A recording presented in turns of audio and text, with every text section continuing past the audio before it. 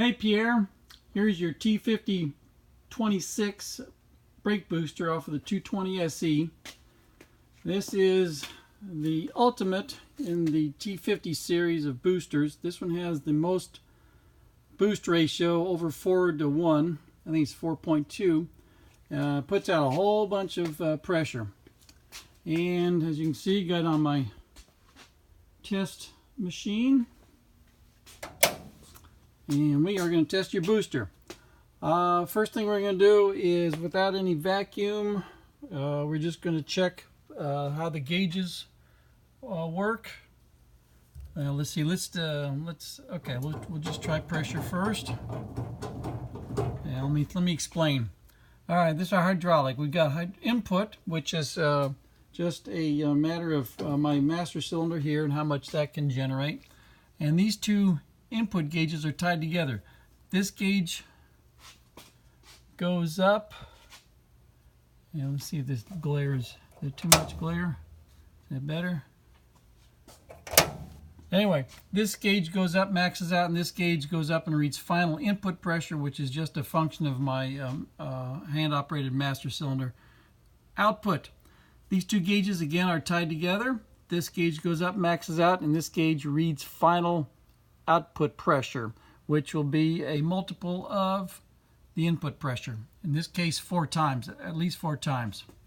So right now we're going to check our gauges to see if they all read the same with no vacuum boost. So 350 in, got 350 here, about 350 there. So our gauges are reading as close as we're going to get. Excuse me. Vacuum.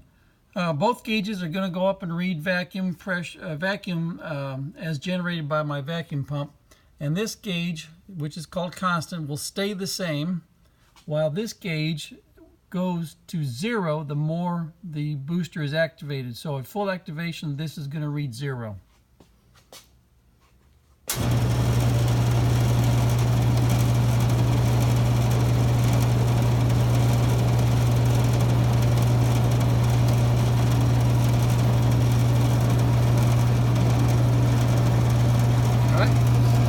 Let's operate the booster.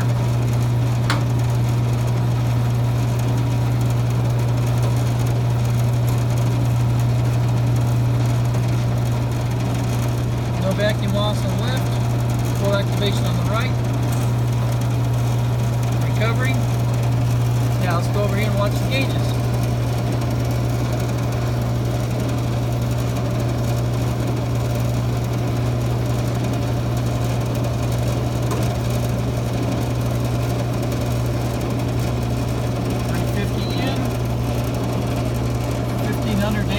Output.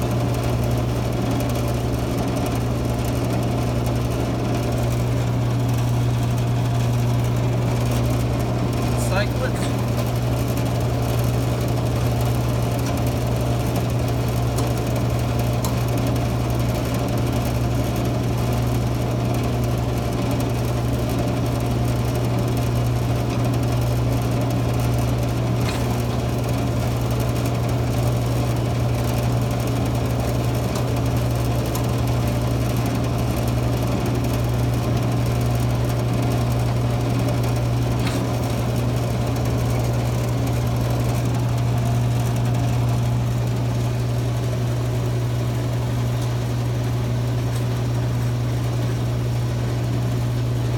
Now, while we're doing this, we check for leaks. Make sure we have no leaks under the jam nut right here. Make sure we have no leaks coming out of the weep hole. Make sure our bleed screw is holding. Don't bother to use this to bleed the brakes. It's not worth it. It's not necessary. I'm sure you probably already know that. This is a good booster. Remember to use a wrench here on the flats while you install the brake lines.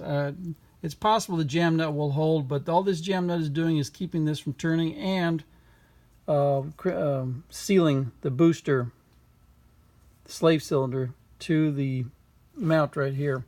So just be sure to use a wrench on the flats here when you crank on the brake lines. Other than that, Pierre, we got yourself a great booster. Oh, now in case you ever want to use the, this is a test port, and you can use it anytime the booster's in the car, and you want to check it. Just put a vacuum gauge there and press on the brake pedal while the engine's running, and that's what that's for. It's a test port. Thank you very much.